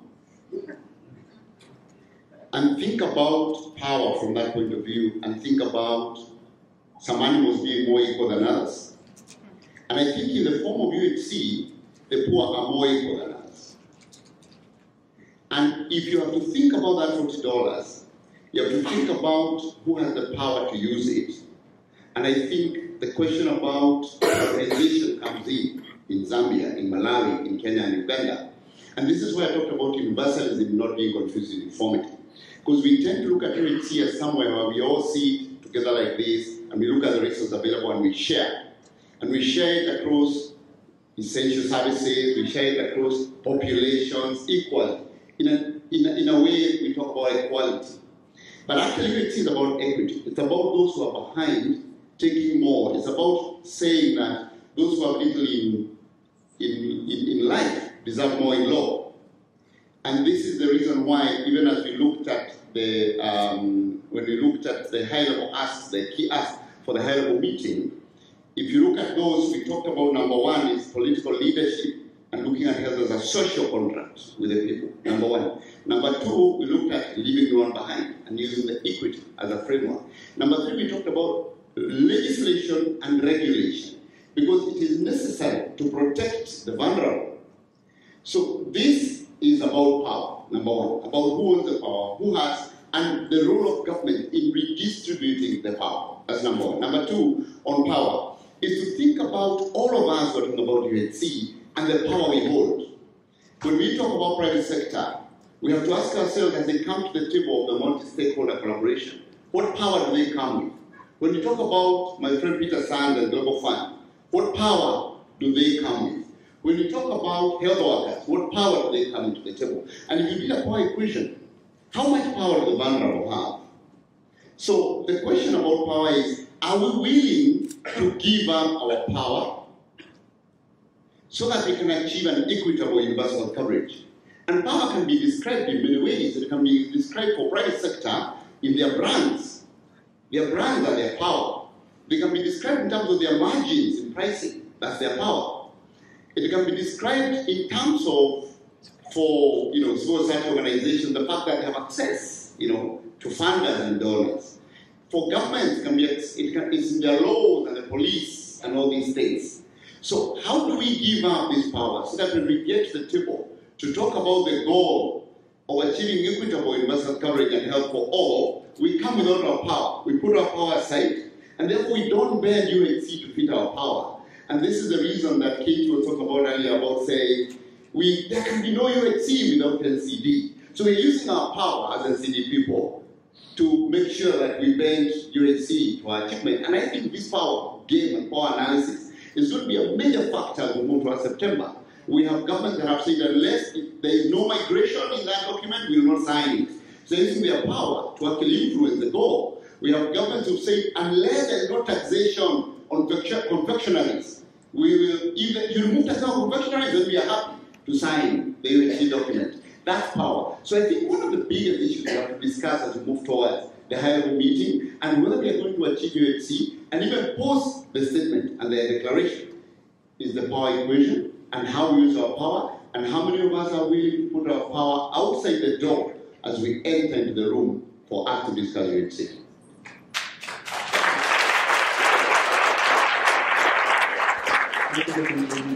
Maria, I want to turn to you because I felt like your comments were related to power as well. You spoke to the power that we've seen young women use in other movements, whether it's climate change or gender equity. But I'm curious to know how you've seen power play out among youth affected by NCDs or passionate about NCDs, and to what end? What has been the response to the way that you as a youth leader or others in your community have used your power to advance UHC? Okay, so I think at the moment we're kind of breaking through the glass ceiling. We're mobilizing. We've been working for a while on this, both in different youth organizations, but now we're really trying to create a full global movement. And I think there are a lot of small silos of us as well working on these issues. But there is movement both at the global level, but there are also national and regional movements. There are two sides to this. I think there's a lot of positive feedback from the work that we're doing. However, at times, they do put us on a panel or in a UN setting, and not much happens afterwards. Yeah, that also happens. It looks good to have a young person, I think. We need to look at ourselves as well and criticize ourselves for what messages we give and how we organize ourselves internally. But I think there is still a big shift in power where young people are underprivileged, and we don't have the experience. So I think it's also about what you expect from young people. We don't have the experience. We haven't worked in global health for 40 or 50 years like some people in this room have, and that means that we don't have all of that historical knowledge. We can read it, but we haven't lived it. And I think those expectations should be clear, and I also think that young people should not try to be old experts. We bring something else, if you ask me. I think we bring more the future. So I think some of these reflections are important. In IFMSA, we often criticize for trying to be too adult and professional, but actually I think that was what we thought we needed to even be invited into the conversations, right? So that's some of the struggles that we're facing if you talk about power. Thanks, Maria. I appreciate that. Shannon, I want to turn to you now because that you talked about the need to get to the next level, I think, and the opportunities for partnership with the NCD or maybe other communities in order for HIV to get to the next level and for UNAIDS to really meet its goals. Excuse me.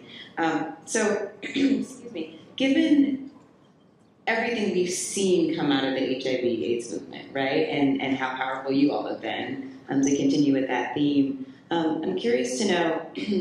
I think there are times when there's a sense the community doesn't need us, and I'm wondering to what extent you really feel like your message that you gave us this evening translates to those long-standing champions in HIV/AIDS, and to what extent you've been able to break through with them so that they feel that they can embrace NCDs and UHC more broadly. Yeah, I think that's a good question. I mean, I think when we were talking about power and listening to the discussions of power, I was like, yeah, well, we need to support community groups to take power and to build more power, not just to divide up the power that's there. And that has been tremendously successful. And you know, I don't find that HIV activists are actually disinterested in UHC or chronic disease. In fact, I feel like it's a phrase thrown out to the HIV community to keep them away from the UHC tables, to pretend like they're invited, but actually accuse them of not wanting to be there. And I think we have to be very cautious of that and call it out when it happens. But I think the biggest challenge really is much more practical, which is we see a shrinking space for civil society. What do I mean by that? We see less funding going to civil society and community groups unless they're doing direct service delivery. Now, direct service delivery is incredibly important, and it's incredibly important having civil society and community members do that, but that's not existing to do advocacy, to have enough of the people and the hours to show up at all these tables, not just at global level, but at national level, at regional level, and at local community level, so you can be an active part of the dialogue. I think certainly the UNAIDS joint program, our teams around the world are engaging with ministries and the collective on UHC dialogue. And one thing they're doing is fighting to make sure, advocating that community civil society have seats at those tables. I think I just got back from Kenya, and the multi-sectoral steering committee for UHC allocated 2 seats to civil society. Happened to be HIV civil society because they have power. They have power. So I think that's a really important point. And then I think there's also something that we've learned in the HIV response that is also a really important part of power, and that is making the invisible visible. If we don't count, if we don't measure, direct providers generally only sense what's happening with the people they touch. And the problem is that means people who are untouched and unreached don't count and don't matter in the same way, and they don't have the power to be addressed. And so good, believe it or not, data systems, ways to measure what we're missing, not just what we're doing, who we're missing, where we're missing them, what they need, why they're being missed, is part of making invisible visible, making people who are disenfranchised have more power. So those 2 things. Great, small things. Appreciate it, Shannon. Peter, I want to come to you. I appreciated your comparison of rhetoric versus reality, and we all understand that words matter. Our narrative is critically important in this space, and I'm curious to know whether or how you're able to say and do both with regards to the Global Funds agenda and the UHC agenda. Is there any tension there? Do you have success sort of using both messages with various audiences, or how do you reconcile the two, especially given the huge mandate that you have already as a core agenda? It's a good question. While I think about what the answer is, can I come back to Githiji's point about power? Because I think it's a really interesting point. To my mind, UHC is inevitably about political choices which involve power. As Anna said, the funding has to be redistributed. It has to take money from people who have it to give it to people who need it. So that's one aspect. The second aspect is that whether it's $40 per capita or $400 per capita, the reality is you can't meet all the needs. So there are very, very difficult trade-offs. Both those sets of trade-offs involve people with different sets of power trying to influence those decisions. Now, I love the idea of leaving the power at the door. I worry that it's a sort of classic prisoner's dilemma, which is everybody wants everybody else to leave the power at the door, and I'll take mine in. But I think the sentiment is right, that we need to be very careful about overusing our power. I think the other side of it is to give power to people who don't have power. And you gave an example, Shannon, in Kenya. One of the things that really struck me about the Global Fund when I first came is the fact that affected communities sit on the board with the same number of votes as, say, the United States. Now that's real power. That's not an advisory, that's not a sort of being listened to. That is real decision-making power. At a different level, I would say, one of the biggest issues in HIV at the moment is the level of infection among adolescent girls and young women, and lots of different programs are being run by the Global Fund, PEPFAR countries, and so on. Too many of these are happening to these people. And so one of the things I'm excited that we launched was a thing called Voices, which is giving grants to about 100 different groups of young women and girls. Not huge amounts of money, but to give them voice, to enable them to be at a table, to be part of a discussion, to be involved in the design of a program. So, as I say, maybe we can't, maybe I'm an old cynic, and I think it's unrealistic to leave the power at the door, but at least we could try and rebalance the power bit. Now, to your question about sort of rhetoric and reality, one of the other things I discovered when I came into the global health world was that the global health world loves dichotomies. We like to say vertical disease programs versus horizontal systems, or prevention versus treatment, or non-communicable diseases versus infectious diseases. But actually the reality of most things that people care about, and I came in as somebody who knew nothing at all about any of these distinctions except perhaps prevention versus treatment, which turns out to be much more textured and complicated when you go into it, is that most of the things people care about are a bit of both, right? And you can't, and so when I look at, say, my mandate is about AIDS, TB, and malaria, the three biggest infectious diseases in the world. But when I look at what we need to do to deliver on the mandate of ending the epidemics, we have to help build a large part of what it would take to deliver UHC, right? We have to help build systems. You're simply not going to get rid of the diseases without building systems. Likewise, any system that is ineffective at dealing with these big infectious diseases isn't a system that's delivering. So, to my mind, there is an interdependence. And the more I learn, the more I find that the interdependence between what we need to do on a lot of the NCDs and the infectious diseases is far greater than sometimes the sort of off-the-cuff rhetoric would suggest. The issues around universality, leaving no one behind, the issues around the underlying determinants of health, the way one thinks about prevention, the way one thinks about access and delivery of systems. Well, I've said enough. Okay, great. No, that's terrific.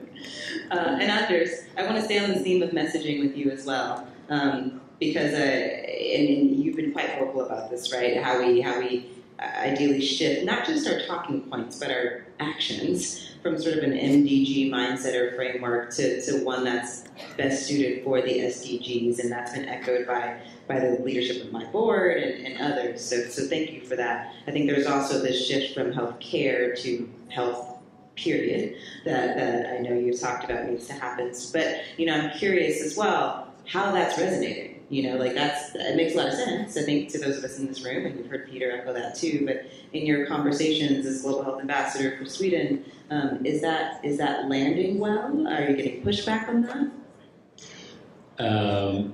I think it's landing well when you have that conversation, but then people very quickly forget. And I don't think we see that mind shift yet. So I think if you have a conversation with people that, like we're having now, that if you really would like to improve people's health, you need to move beyond healthcare, and you need to work on more of healthy societies, enabling people to make more healthy choices, etc., etc. But then people quickly fall back into our own sort of thinking that, okay, what can we concretely do? I mean, we can treat people living with HIV, we can ensure treatment for malaria. So, I mean, we're falling back to where we feel comfortable. So I'm not meeting sort of resistance to begin to think differently around what we need to do in terms of health. But it's also that people are, and somebody was saying that, our zone of comfort earlier on here, is really where we feel at home. Immunization is easy. If we're going to deal with one of my big passions right now, which is food, how do we create, and I'm very happy with what Greta Thunberg is doing in terms of raising the climate issues, because climate food is very much part of the climate agenda, but it's also very much part of the health agenda. It's much more difficult than immunizing a child. So I'm not meeting resistance, but for people to really internalize it, also to be able to have a clear agenda. What do we do then to ensure that people have access to more healthy food? Because then you get into the politics, how do we ensure we get the right policies, how do we get the private sector that is really producing good food, which we need from the private sector, how do we get consumers to demand better food? I mean, I've got some of the answers, but for people to be able to own that agenda as a global health agenda, we're not there yet. Time for you guys to weigh in here. Yes, I will absolutely recognize people in the room who have joined us for sure. But I want to get hands up for questions, recognizing that we have the Honorable Minister of Rwanda, I believe, who's joined us. From Zambia, I'm sorry, who has joined us. I have been at this for about 12 hours today, so my sincere apologies. But I would like to hear from the Honorable Minister whenever he would like to speak. And also get an understanding of who in the audience would like to speak as well. Just raise your hand so we get to the time. Okay, so sir, would you like to speak now before we go to the audience? Or? Well, thank you very much indeed, Madam Moderator, and I'd like to thank the panel for their brilliant presentations and their perspectives. Well, I'd like to state from the word go that there is need for strong political commitment to steer a global movement for robust health systems, resilient enough to assure health for all, leaving no one behind, and mark this last statement beyond rhetoric. We often fall into the trap of speaking correct things, but not moving beyond the rhetoric. Secondly, we need to redefine health and stop looking at it as such as an area, a social area where you spend money, but looking at health as a key economic investment. So you, the economists, the accountants, the ministers of finance, you need to start looking at health as a key economic investment because it produces a healthy citizenry, so that you get a healthy workforce, so that you're addressing one key determinant of productivity, that is a healthy labor force. And if you do that, you're reducing the burden on your health systems and therefore more money for other areas of investment. So a coherent, a balanced investment in the continuum of care is critical as we speak about universal coverage. And we must emphasize the need to begin with health promotion.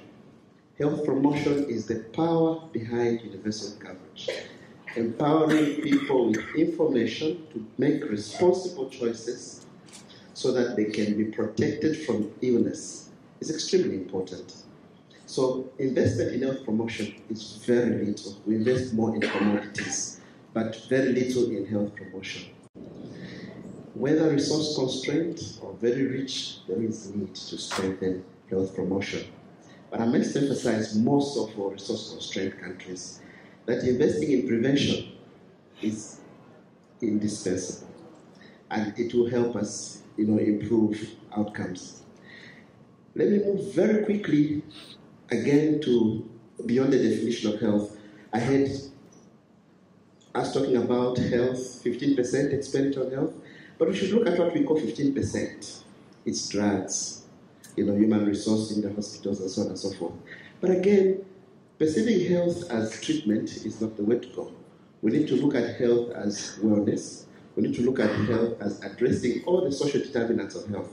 So if you're investing in access to clean and safe water, you're investing in health. If you're investing in nutrition, you're investing in health.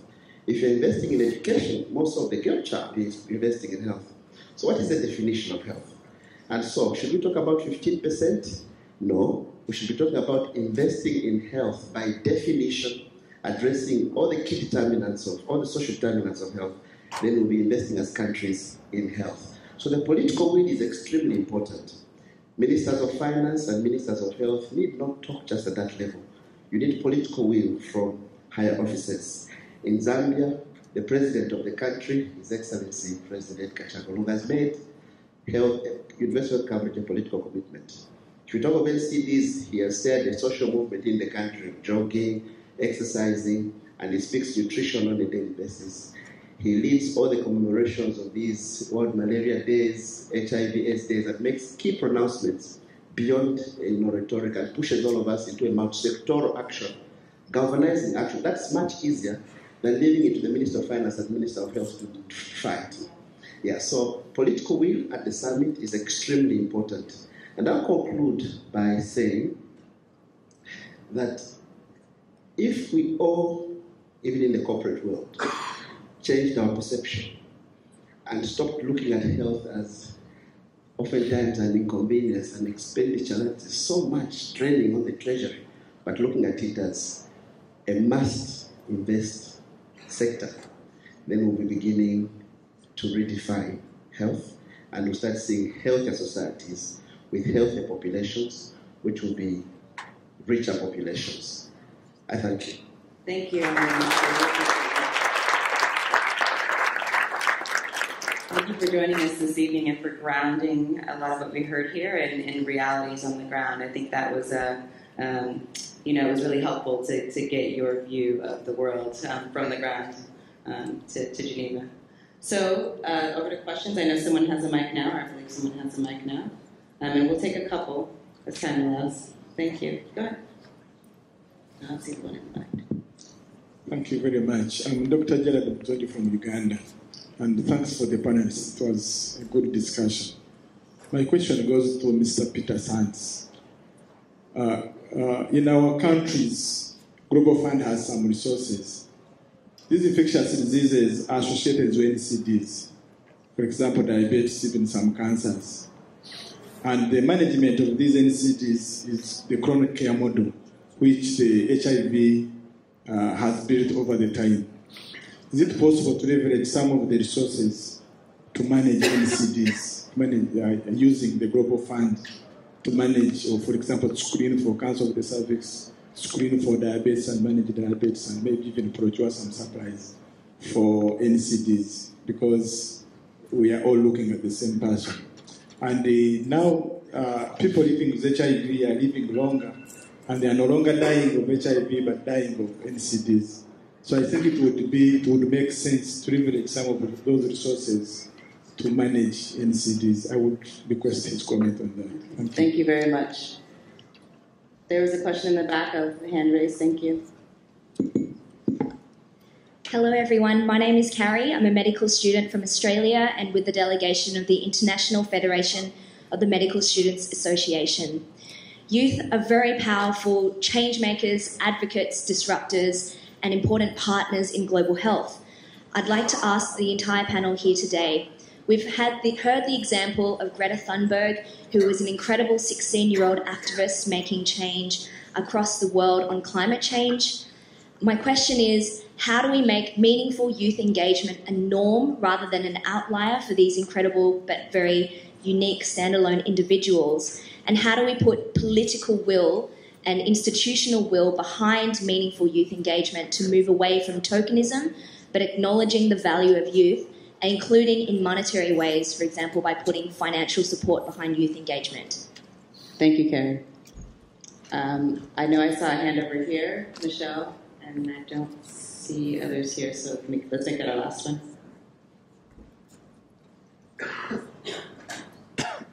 Thank you so much. I want to thank the panel. My name is Michelle Farmer. I'm from the U.S.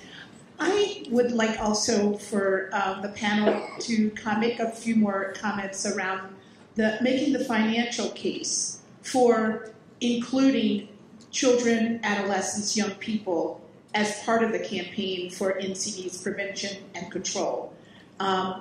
When you include children, when you include young people, we know that that's a huge investment for our future, that the economic stability of any of the countries, including my own, is going to be dependent on the future of young people. So it would seem to me that we should be creating clear pathways, really creating a movement, if you will, so that young people are not only the recipients of the care, but also some of the drivers of some of the decisions that are made. And I'd like to know from the panel, how are some of the ways that we can make it clear? We educate children because we know it's a good financial investment.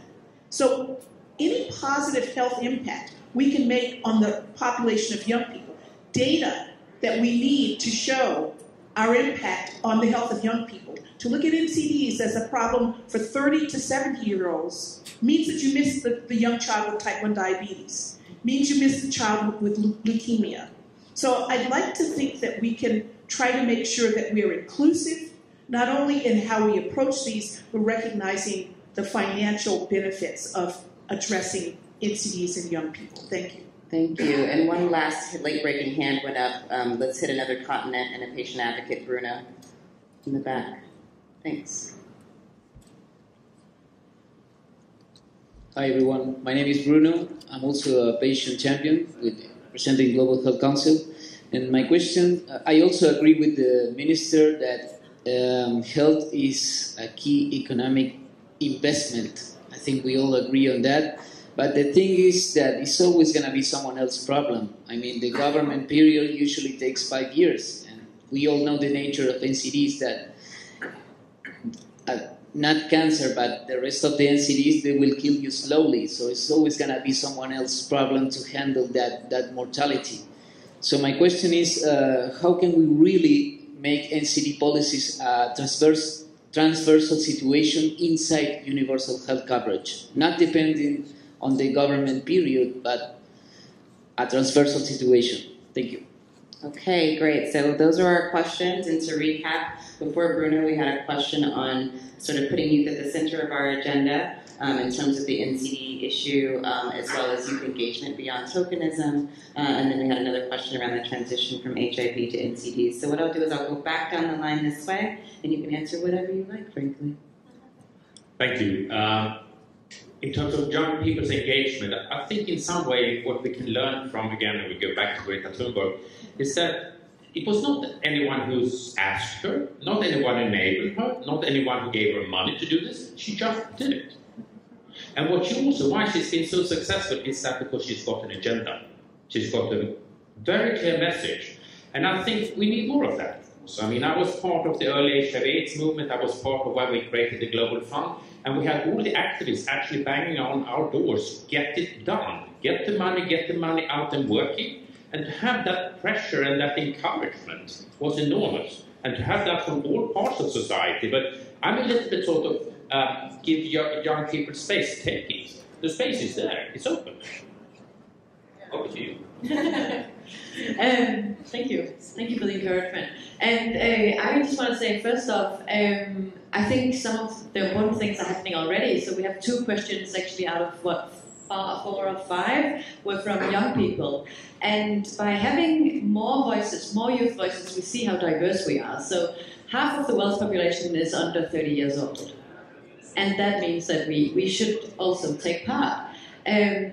I agree with you that we should take the space. At the same time, the people in power are also inviting us to the table. We can mobilize, and we are really trying to do that more so. In NCD Child, we formed something called the Young Leaders Program, where we are selecting around 30 young people from all over the world that are NCD champions, already doing advocacy at their national or regional level, and we're trying to further build up their capacities, create a network and motivation space to continue those efforts.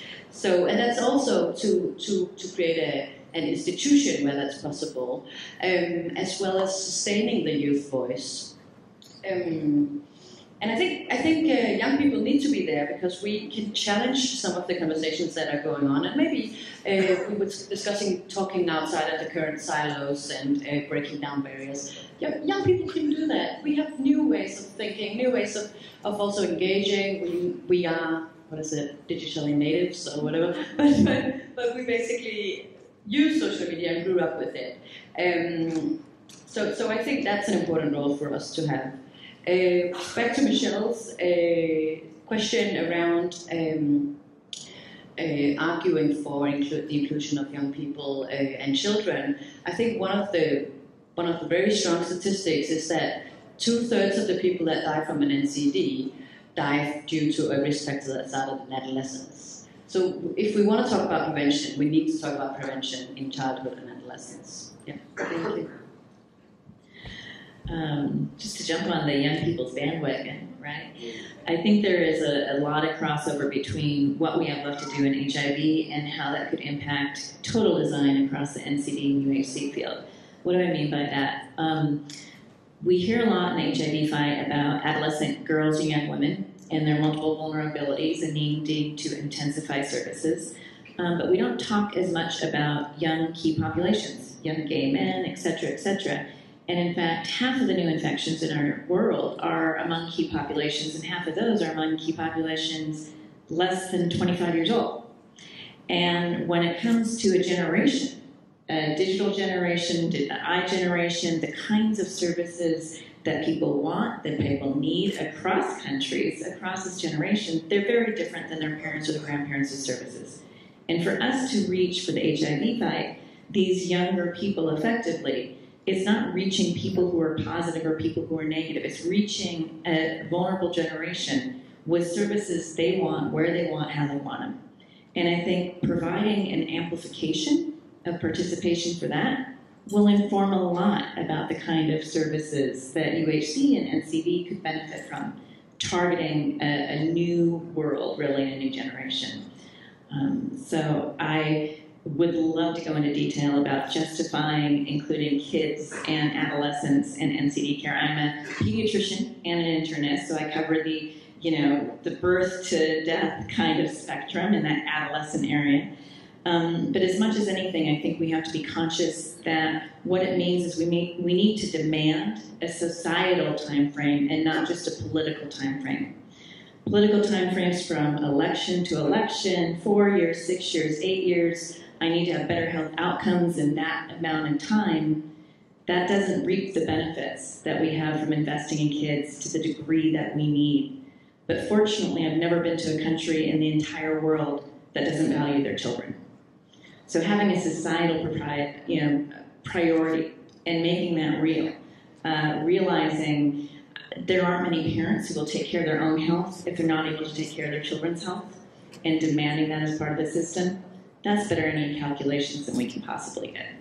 That's great. That gets into what Bruno was asking too, the sort of political versus societal timeline. I was wondering if you could speak to that too, like that sticking point in terms of the limitations of the political timeline.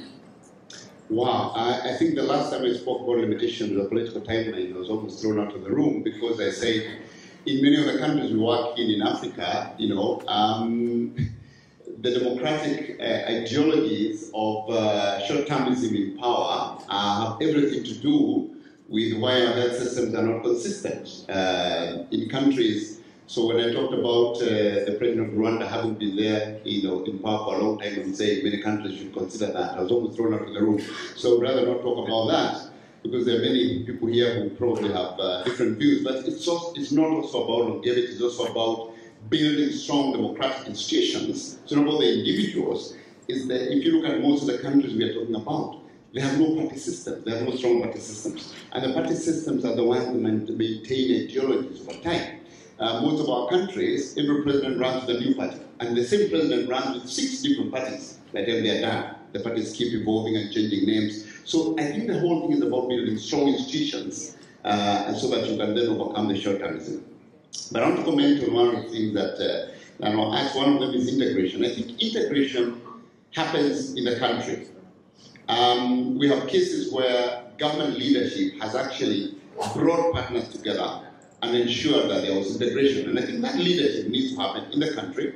It's easy for Global Fund and Gavi and that to say, you know, we come to work with the government, but it's up to the government to say, this is the way I want you to work in my country. So I think the leadership has to be in the country, and I'm glad that now the global initiatives are discussed in the Global Action Plan of SDG, and I'm hoping that that will move more into a global alignment of activities that then countries can take advantage of and take down to the ground.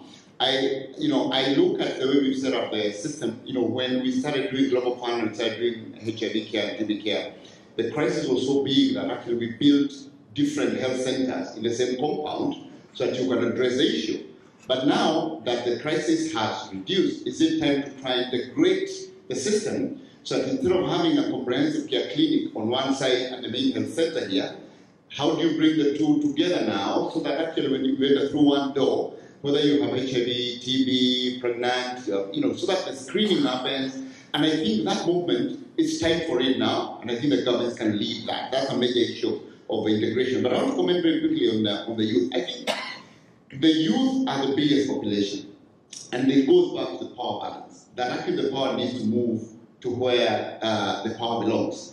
And if you do a quick analysis, the power still is very far from the beneficiaries, from the real people who are affected, from the population. If global health is about population health, then the power should be with the population, not with the people seated on this panel. So this speaks to the issue of social accountability. That power is also not just given, it is also taken. It's also creating structures and tools for the youth who have such a big population, who have the tools that they need, like digital power. Today I was meeting the Facebook people asking about what can we do, for global health in some of these countries. How do we use the existing tools for the youth to actually start to take power? And then we support them on social accountability. Now, finally, I just want to say that the most important thing for us to do is to move away from the facility-based health system that the minister talked about, where we think of health from the time you enter through the gate of the facility, where healthy youth never enter, and therefore social issues like sexual and reproductive health are never counted, because until you come, then we come. If you don't come, we don't come. How do we move the system back to the community? And therefore, we give the power to the population. So I really want us to give our power and give that power back to populations. Thank you. And balance it out, as Peter said. Yeah? All right, thank you. Peter, you get the last word this evening.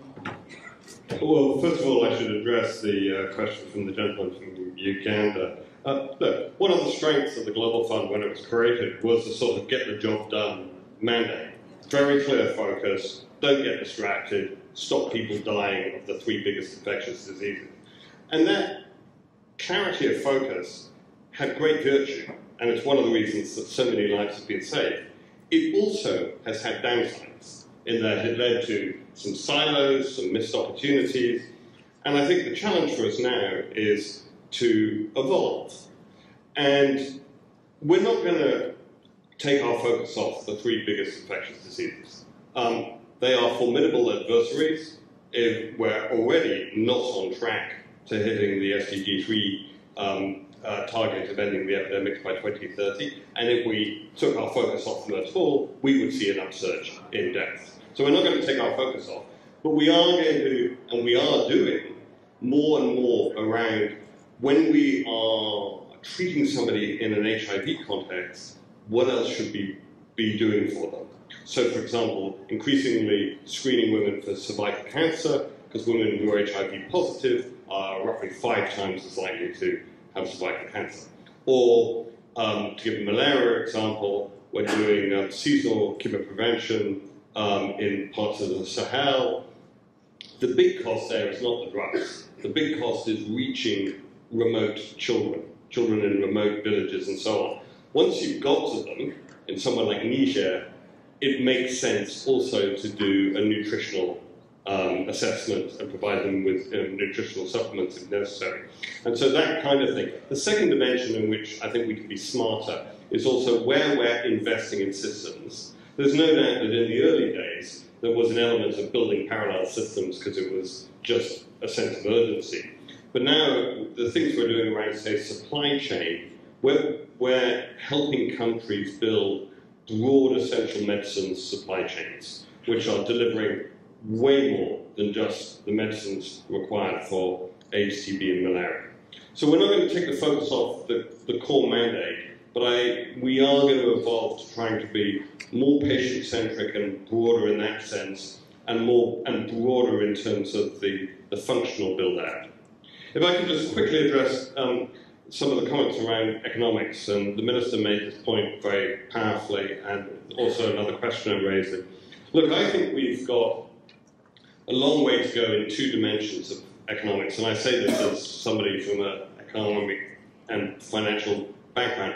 One is we could be smarter in the way we use economic tools in the way we make decisions in global health. And the second is we've got to get people in the finance and economics parts of governments and the IMF and World Bank better at taking account of both the health risks and burdens, but also the massive upsides from investing in health. And we're not there yet on both those dimensions. And that's something where I think the NCD community, the infectious disease community, everybody interested in promoting people's health has a massive common interest in getting the economic side of it better articulated. Well, thank you to each of you for enlightening us with your words and wisdom, and also to all of you for hanging in there this evening.